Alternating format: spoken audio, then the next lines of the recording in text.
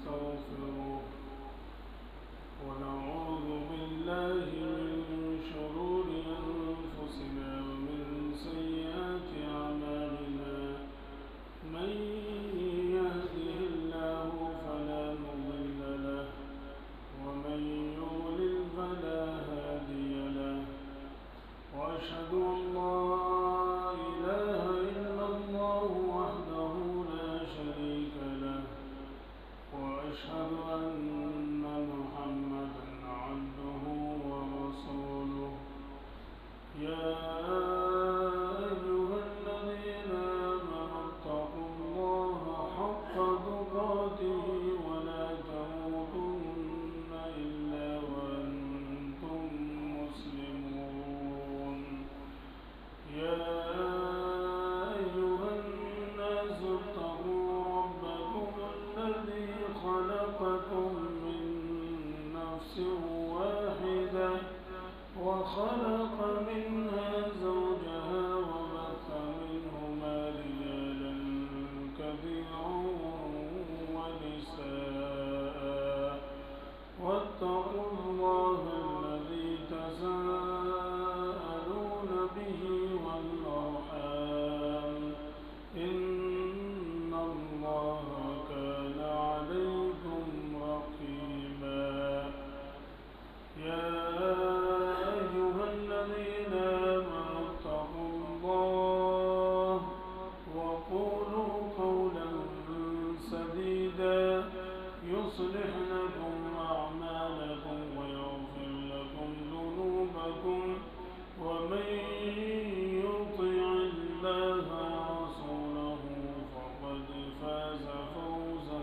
عظيما أما بعد فإن خير الحديث كتاب الله وخير الهدي هدي محمد صلى الله عليه وسلم وإن شر الأمور محدثاتها وكل محدثة بدعة وكل بدعة ضلالة وكل ضلالة في النار. أعوذ بالله السميع العليم من الشيطان الرجيم. بسم الله الرحمن الرحيم. وما محمد إلا رسول قد خلت من قبله الرسل أفإن مات أو قتل انقلبتم على أعقابكم ومن ينقلب على عقبيه فلن يضر الله شيئا وسيجزي الله الشاكرين. رب اشرح لي صدري ويسر لي أمري واحلل عقدة من لساني يفقهوا قولي. ربي زدني علما ربي زدني علما ربي زدني علما.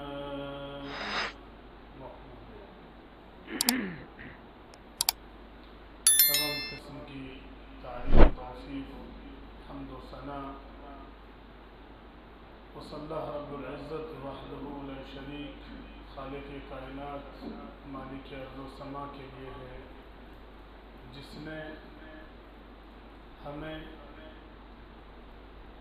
دنیا کے اندر مسلمان بنایا اور مسلمانوں میں بھی سب سے بہترین جماعت اہل السنہ والجماعہ کے اندر پیدا کیا. بعدہ درود و سلام نازل ہوں ہادی انسانیت رحمت کونین رحمت للعالمین تاجدار مدینہ راحت قلب و سینہ شفیع المذنبین شافع محشر ساقی کوثر جناب محمد رسول اللہ صلی اللہ علیہ وسلم پر. معزز سامعین، آج ربیع الاول کی غالباً 8 تاریخ ہے اور یہ مہینہ ہم اور آپ بہت اچھے سے جانتے ہیں کہ اللہ کے نبی صلی اللہ علیہ وسلم کی پیدائش اور وفات کا مہینہ ہے۔ اس اعتبار سے اگر غور کریں تو معلوم یہ ہوگا کہ پیدائش کی تاریخ میں اگرچہ اختلاف ہے، لیکن وفات کی تاریخ میں کوئی اختلاف نہیں۔ مورخین کے نزدیک اللہ کے نبی صلی اللہ علیہ وسلم کی پیدائش کا جو دن ہے، بعض اہل علم نے اس کے تعلق سے 8 ربیع الاول کا ذکر کیا ہے، بعض نے 9 کا ذکر کیا ہے، بعض مورخین نے 10 کا ذکر کیا ہے، اور بعض نے 11 اور بعض نے 12 کا ذکر کیا ہے پیدائش کے تعلق سے۔ لیکن وفات کے تعلق سے اکثر اہل علم کا اس بات کے اوپر اتفاق ہے کہ اللہ کے نبی صلی اللہ علیہ وسلم کی وفات 12 ربیع الاول کو ہوئی۔ قرآن مجید میں اللہ رب العالمین نے بہت ساری جگہوں پر اللہ کے نبی صلی اللہ علیہ وسلم کی ہمیں اتباع کرنے کا حکم دیا، اور اگر اتباع نہ کی تو پھر اللہ رب العالمین ایسے لوگوں سے اپنا رحم، اپنا کرم ہٹا لیتا ہے۔ کہیں پر اللہ رب العالمین نے قرآن مجید کے اندر ارشاد فرمایا قُلْ إِن كُنتُمْ تُحِبُّونَ اللَّهَ فَاتَّبِعُونِي يُحْبِبْكُمُ اللَّهُ۔ اے نبی صلی اللہ علیہ وسلم آپ کہہ دیجئے کہ اگر آپ اللہ رب العالمین سے محبت کرتے ہیں فَاتَّبِعُونِي، تو پھر میری اتباع کرو۔ نتیجہ کیا ہوگا؟ یحببکم اللہ، میری اتباع کرو گے اللہ تم سے محبت کرے گا۔ کہیں پر اللہ رب العالمین نے ارشاد فرمایا اطیعوا اللہ والرسول لعلکم ترحمون، اللہ رب العالمین کی اطاعت کرو، رسول کی اطاعت کرو، شاید کہ تمہارے اوپر رحم کر دیا جائے۔ اور کہیں پر اللہ کے نبی صلی اللہ علیہ وسلم کو یہ کہہ کر کہ مومنوں کو یہ بتا دو اتبعوا ما انزل الیکم من ربکم ولا تتبعوا من دونه اولیاء، تم اس چیز کی اتباع کرو، اس چیز کی پیروی کرو، اس کو فالو کرو جو تمہارے رب کی طرف سے نازل کیا گیا ہے۔ وَلَا تَتَّبِعُوا مِن دُونِهِ أَوْلِيَاءَ، اور اس کے علاوہ کسی اور ولی کی پیروی نہ کرو۔ اللہ رب العالمین نے فرمایا قَلِيلًا مَا تَذَكَّرُونَ، لیکن نصیحت حاصل کرنے والے بہت کم لوگ ہیں۔ اور یاد رکھیے کہ اللہ رب العالمین نے یہاں پر جو ارشاد فرمایا اتبعوا ما انزل الیکم من ربکم، اس چیز کی اتباع کرو جو تمہارے رب کی طرف سے نازل کی گئی ہے، اس کے اندر قرآن اور حدیث دونوں چیزیں شامل ہیں۔ یعنی قرآن اللہ کا کلام ہے اور حدیث بھی اللہ رب العالمین ہی کا کلام ہے انڈائریکٹلی۔ اللہ کے نبی صلی اللہ علیہ وسلم کی زبان سے وہ نکل رہا ہے، لیکن نبی اپنی مرضی سے کوئی بات نہیں کہتا، وہ صرف وہی بولتا ہے جو اللہ رب العالمین کا حکم ہوتا ہے۔ کہیں پر اللہ رب العالمین نے ارشاد فرمایا وَأَنَّ هَذَا صِرَاطِي مُسْتَقِيمًا فَاتَّبِعُوهُ وَلَا تَتَّبِعُوا السُّبُلَ، اور یہ جو راستہ ہے سیدھا، یہی میرا راستہ ہے۔ وَأَنَّ هَذَا صِرَاطِي مُسْتَقِيمًا، میرا راستہ سیدھا راستہ ہے۔ فَاتَّبِعُوهُ، لہذا تم اس راستے کی پیروی کرو۔ وَلَا تَتَّبِعُوا السُّبُلَ، اور مختلف راستوں کی پیروی نہ کرو۔ نتیجہ کیا ہوگا اگر تم نے مختلف قسم کے راستوں کی پیروی کی؟ فَتَفَرَّقَ بِكُمْ عَنْ سَبِيلِهِ، کیونکہ وہ تمہیں تمہارے اصل راستے سے بھٹکا دے گا۔ ذالکم وصاکم بہ لعلکم تتقون، اور تمہیں اسی بات کی وہ نصیحت کرتا ہے شاید کہ تم اللہ رب العالمین سے ڈر جاؤ۔ اللہ کے نبی صلی اللہ علیہ وسلم فرماتے ہیں کہ من احدث فی امرنا ھذا ما لیس منہ فہو رد، جس کسی نے ہمارے اس دین کے اندر کوئی نئی چیز ایجاد کی، کوئی نیا طریقہ اپنایا، ما لیس منہ، جو اس کے اندر سے نہیں ہے، جو اس دین کا حصہ نہیں ہے، فہو رد، تو مردود ہے، وہ شیطانی طریقہ ہے۔ کہیں پر اللہ کے نبی صلی اللہ علیہ وسلم فرماتے ہیں من عمل عملا لیس علیہ امرنا فہو رد، جس کسی نے کوئی ایسا کام کیا، من عمل عملا لیس علیہ امرنا، جو ہمارے طریقے کے مطابق نہیں، ہمارے رولز کے مطابق نہیں، فہو رد، تو کیا ہے؟ مردود ہے۔ اور مردود آپ جانتے ہیں کس کو کہتے ہیں؟ دھکارا ہوا۔ مردود کی ڈیفینیشن میں اہل علم لکھتے ہیں هو الطرد والابعاد عن رحمت اللہ، دھتکار دینا، بھگا دینا۔ ہم شیطان کو شیطان مردود اسی لیے کہتے ہیں کیونکہ اس کو اللہ رب العالمین نے دھتکار دیا، بھگا دیا۔ کس چیز سے بھگا دیا گیا؟ عن رحمت اللہ، اللہ رب العالمین کی رحمت سے۔ یہ قرآن مجید کی جتنی آیتیں میں نے آپ کے سامنے پیش کی اور جتنی حدیثیں پیش کی، ان تمام کا اگر مختصر طور پر میں خلاصہ بیان کروں تو یہ ہوگا کہ دین اور شریعت وہ ہے جو اللہ اور اس کے رسول نے بیان کی، اور اس کے اوپر پریکٹیکل طور پر صحابہ کرام کی مہر لگی ہوئی ہو، یعنی صحابہ سے وہ عمل ثابت ہو، یا صحابہ نے کسی ایک صحابی کا بھی عمل ہمارے سامنے موجود ہے اور کسی دوسرے صحابی کی اس کے اوپر نکیر نہیں ہے، وہ عمل ہمارے لیے حجت ہے، وہ عمل ہمارے لیے دلیل ہے، وہ عمل ہماری زندگی جینے کا طریقہ ہے۔ کیونکہ یہ وہ جماعت تھی جس جماعت کی گارنٹی اللہ رب العالمین نے قرآن مجید کے اندر یہ کہہ کر فل اسٹاپ لگا دیا، رضی اللہ عنہ ورضوا عنہ، اللہ ان سے راضی ہو گیا، وہ اللہ رب العالمین سے راضی ہو گئے۔ اب سوال یہ پیدا ہوتا ہے کہ کیا کوئی ایسا طریقہ بھی ہے جو صحابہ کے بعد کسی نے ایجاد کیا ہو اور وہ چیز دین ہو سکتی ہے؟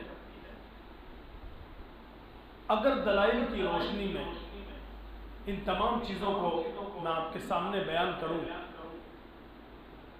تو پوری علماء امت کے جتنے بھی علماء ربانی موجود ہیں اور قیامت تک سب کا منبع کسی بھی مسئلے کے اندر اجتہاد کرنے کے اعتبار سے یا کسی چیز کو ثابت و پروف کرنے کے اعتبار سے سب کا منبع قرآن اور حدیث ہے۔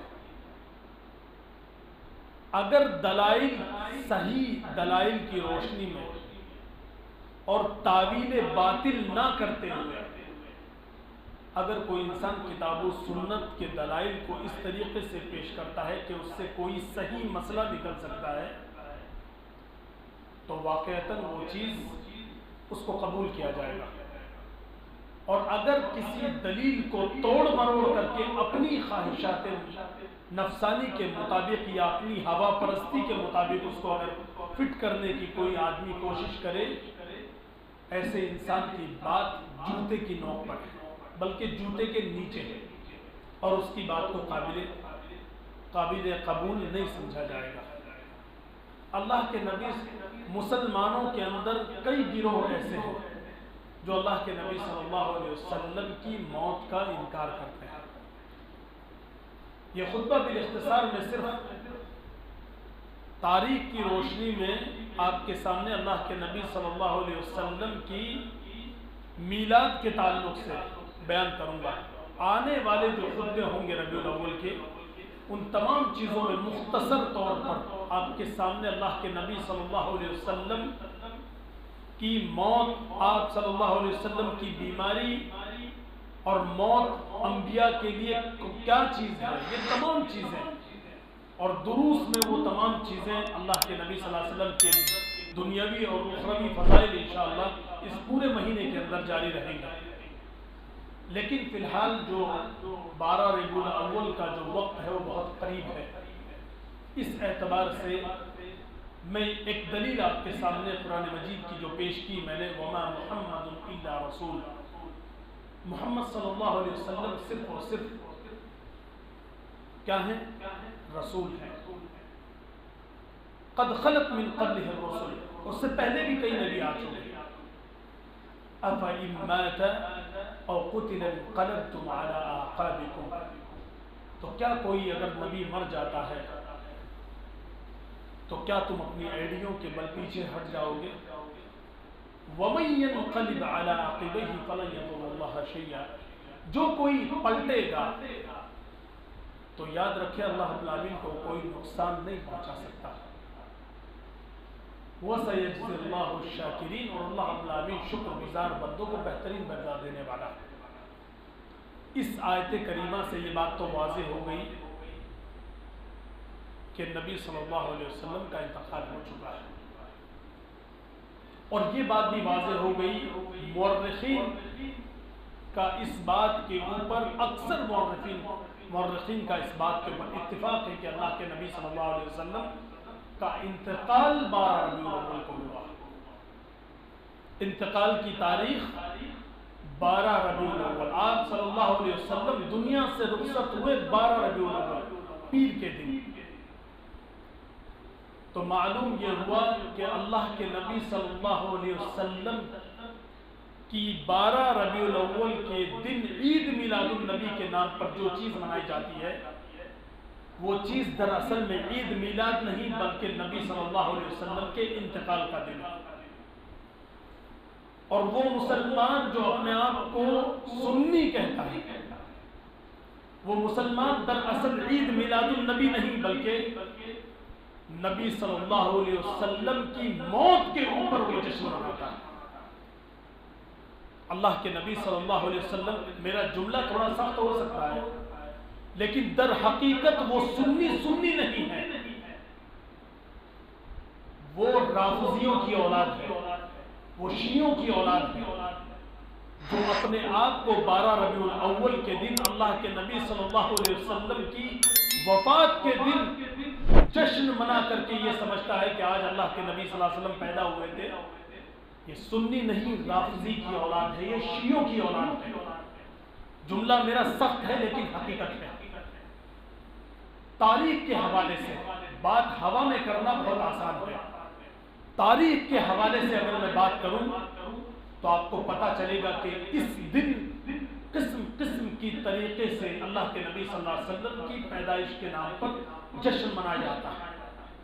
کچھ لوگ آج کے دن 12 ربیع الاول کو کہیں پر محفل سماع منعقد کرتے ہیں، تو کہیں پر علماء کرام کو، بریلوی علماؤں کو بلایا جاتا ہے اور پوری رات ان سے تقریریں کروائی جاتی ہیں۔ تو کہیں پر یہ جشن کچھ لوگ کھانے پکا کر مناتے ہیں، تو کہیں پر یہ جشن ناچ گانوں میں منایا جاتا ہے، تو کہیں پر یہ جشن جبے اور قبوں کے اندر منایا جاتا ہے، اور اللہ کے نبی صلی اللہ علیہ وسلم کی پیدائش کے دن کی نعوذ باللہ من ذالک دھجیاں اڑائی جاتی ہیں، جبکہ یہ پیدائش کا دن نہیں، اللہ کے نبی صلی اللہ علیہ وسلم کی وفات کا دن ہے۔ اور اس تعلق سے دنیا کے اندر اللہ کے نبی صلی اللہ علیہ وسلم کی اس وفات کے دن کو جشن میں تبدیل کرنے والا کون تھا؟ یہ دن دنیا کے اندر سب سے پہلی مرتبہ کب منایا گیا؟ منانے والے کون لوگ تھے؟ سب سے پہلے کس نے منایا تھا؟ دنیا کے کس شہر میں منایا گیا؟ ان تمام سوالوں کے جواب مطلوب ہیں، جاننا ضروری ہے۔ اور دین اتنا سستا نہیں ہے کہ آپ کو کوئی بھی دین کے نام پر کچھ بھی پروس کر چلا جائے اور آپ اسے چپ چاپ سے لے لیں۔ انسان کی فطرت ہے کہ انسان ہر چیز کے اندر تفتیش کرتا ہے، اسے اگر سبزی خریدنی ہو، آلو جیسی سبزی جس کی کوئی حیثیت نہیں ہوتی، وہ جب مارکیٹ سے خریدنے جاتا ہے تو اسے 10 جگہ سے ٹٹولتا ہے، کہیں سے اس کے اندر کوئی کیڑا تو نہیں ہے۔ اس کے بعد اگرچہ وہ 10 روپے کلو ہی مل رہا ہو، تب بھی وہ اچھے سے اس کو ڈھونڈتا اور تلاشتا ہے۔ تو دین آپ کو کوئی بھی کیسے بھی دے کے چلا جائے، آپ کیسے تفتیش نہیں کرتے؟ آپ کیوں نہیں اہل علم اور علماء ربانی کے پاس جاتے اور ان چیزوں کے بارے میں معلومات حاصل نہیں کرتے؟ آئیے ان تمام سوالوں کے جواب تاریخ کے حوالے سے میں آپ لوگوں کے سامنے وہ عبارت پڑھ کر سنا رہا ہوں جو مورخین نے لکھی ہے، اور اس کے تعلق سے علامہ ابن تیمیہ اور علامہ ابن قیم رحمہ اللہ کی جو باتیں ہیں وہ انشاءاللہ اگلے خطبے میں بیان کروں گا۔ اس تعلق سے اہل علم کہتے ہیں کہ دنیا کے اندر جشن عید میلاد النبی کے منانے والے اور ان کے مقصد چاہے جتنے بھی پاک اور نیک ہوں اور کتنے بھی ثواب کی نیت سے وہ منانے والے ہوں، سارے کے سارے یا تو حرام میں داخل ہیں یا پھر بدعت ہیں، اور دین میں نئے کاموں کے اندر دین کے اندر یہ کام بدعت کے زمرے میں داخل ہے، جبکہ اس جشن کی حقیقت سے بہت کم لوگ واقف ہیں۔ یہ کہاں سے شروع ہوا، کن لوگوں نے شروع کیا، کس ملک میں پہلی بار منائی گئی؟ چنانچہ تاریخ کا مطالعہ کرنے کے بعد یہ بات پتہ چلتی ہے کہ سب سے پہلے اس کو اس دنیا کے اندر وجود میں لایا گیا دنیا کا سب سے بہترین زمانہ نکلنے کے بعد۔ اللہ کے نبی صلی اللہ علیہ وسلم کی جو حدیث ہے، خیر القرون قرنی ثم الذین یلونہم ثم الذین یلونہم، یعنی دور ذہبی امت کا جو سب سے گولڈن پیریڈ تھا، اس پیریڈ کے گزرنے کے بعد یہ بدعت وجود میں آئی، جس کو ہم اور آپ نہیں بلکہ صرف اور صرف آپ، ہم تو نہیں کہتے، عید میلاد النبی کے نام پر جانا جاتا ہے۔ اور یہ کون وجود میں لایا؟ اس کے تعلق سے کہتے ہیں کہ فاطمی شیعوں نے دین اسلام اور مسلمانوں کے دین میں مسلمانوں کے اندر فساد برپا کرنے کے لیے اس بدعت کو وجود میں لایا۔ مقصد واضح ہو گیا۔ دنیا کی تاریخ گواہ ہے کہ شیعوں نے جتنا مسلمانوں کو نقصان پہنچایا ہے اور منافقوں نے جتنا نقصان پہنچایا ہے اور صوفیہ نے جتنا نقصان پہنچایا ہے، اسلام کو اتنا نقصان کافروں سے بھی نہیں پہنچا۔ اللہ کے نبی صلی اللہ علیہ وسلم کی پیدائش کے تعلق سے یہ بدعت وجود میں لانے والا جو سب سے پہلا شخص تھا وہ قوم تھی فاطمی شیعہ، اور شیعوں نے اس بدعت کو وجود میں لے کر آئے۔ چنانچہ سب سے پہلے منانے والا اور ظاہر کرنے والا شخص اربل کا بادشاہ ملک مظفر حسین، جس کی کنیت ابو سعید کو پوری تھی، اور یہ وہ بادشاہ تھا جس بادشاہ کی زندگی کے تعلق سے اور اس کی رنگین زندگی کے تعلق سے معروف مورخ ابن خلکان رحمہ اللہ اپنی کتاب کے اندر بیان کرتے ہیں۔ چنانچہ معلوم یہ ہوا کہ عید میلاد النبی دنیا کے اندر وجود میں آئی شیعوں کی وجہ سے۔ کب وجود میں آئی؟ اس کے تعلق سے بھی اہل علم کے درمیان میں دو قول ہیں۔ پہلا قول تو ہے کہ 4 صدی ہجری میں، اور دوسرا قول ہے 6 صدی ہجری کے اندر۔ تو 6 صدی ہجری میں منانے والا جو تھا وہ یہی ابو سعید کو پوری تھا، جس کا اصل نام ملک مظفر حسین تھا، لیکن اس نے بھی کسی شخص کو دیکھا تھا، اس نے جہاں سے یہ چیز لی تھی اس انسان نے پہلی مرتبہ 4 صدی ہجری کے اندر اس بدعت کو پہلی مرتبہ دیکھا تھا۔ پھر وہاں سے تفتیش کرتے ہوئے تمام لوگوں نے، اور 4 صدی کو جب پہلی مرتبہ اس بدعت کو لیا گیا، اس کے بعد اس بدعت کا وجود ختم ہو گیا، اور اس کے بعد پھر وہاں سے اس کو پراپر طور پر جو رنگ دیا گیا وہ 6 صدی ہجری کے اندر ملک مظفر حسین ابو سعید کو پوری نے اس کو وجود میں لے کر آیا۔ اس کے بعد میں کہتے ہیں ابو شامہ رحمہ اللہ فرماتے ہیں کہ اس جشن کو منانے والا سب سے پہلا شخص شیخ عمر بن محمد ملا ہے۔ شیخ عمر بن محمد ملا ہے جو کہ مشہور صلحاء میں سے تھا، اور صاحب اربل وغیرہ نے پھر اسی کی اقتدا کی، یعنی سب سے پہلے ابو شامہ رحمہ اللہ کے قول کے مطابق سب سے پہلے شیخ عمر بن محمد ملا نے ایجاد کی، اور پھر اربل کے بادشاہ نے اس کی اقتدا کی، اور وہاں سے یہ چیز وجود میں آئی۔ کہتے ہیں کہ ملک مظفر حسین کی زندگی کے تعلق سے معروف مورخ حافظ ابن کثیر رحمہ اللہ اپنی کتاب البدایہ والنہایہ کے اندر لکھتے ہیں کہ ابو سعید کوکری کے حالات زندگی بیان کرتے ہوئے لکھتے ہیں کہ یہ شخص جشن عید میلاد النبی کو بہت پرجوش طریقے سے منایا کرتا تھا۔ انہوں نے یہاں تک لکھا کہ ملک مظفر حسین کسی ایک جشن کے دسترخوان کے اندر حاضر ہونے والے ایک شخص نے بیان کیا کہ اس جشن کے اندر جو دسترخوان لگتے تھے اس جشن میں 5000 بھنے ہوئے بکرے، 10,000 مرغیاں، 1,00,000 پیالیاں اور حلوے کے 30 سے زائد تھال ہوا کرتے تھے۔ اور یہ جشن منانے والا کون تھا؟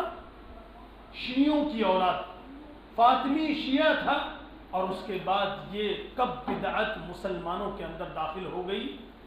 الامان والحفیظ۔ اور اس کا عالم، اس کی خود کی زندگی کیسی تھی؟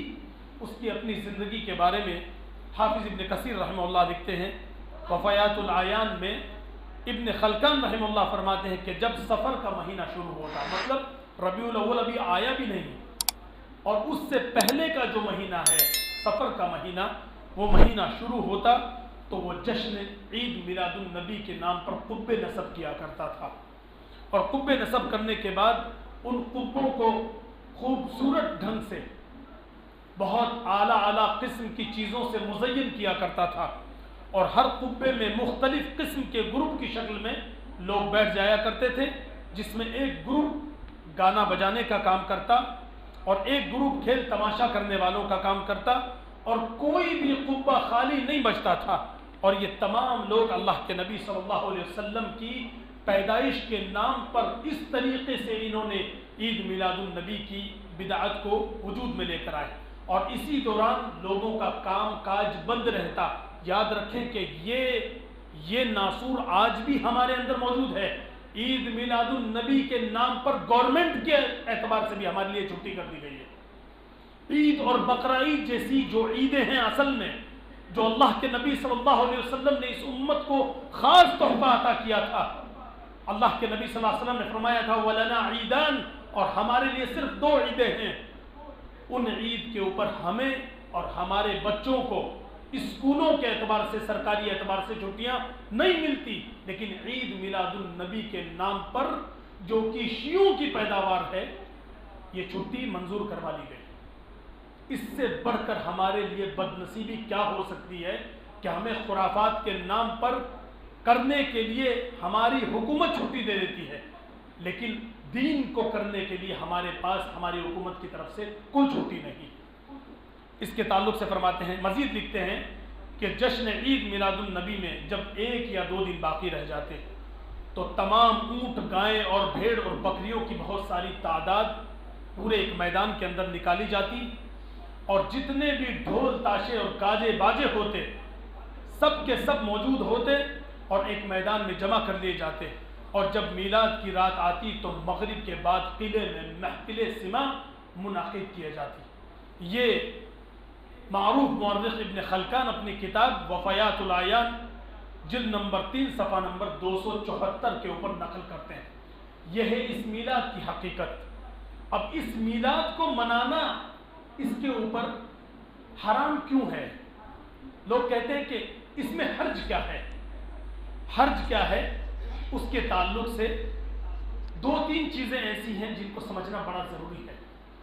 اس کو منانے میں قباحت یہ ہے، سب سے پہلی بات تو یہ کہ یہ یہودیوں کی مشابہت ہے۔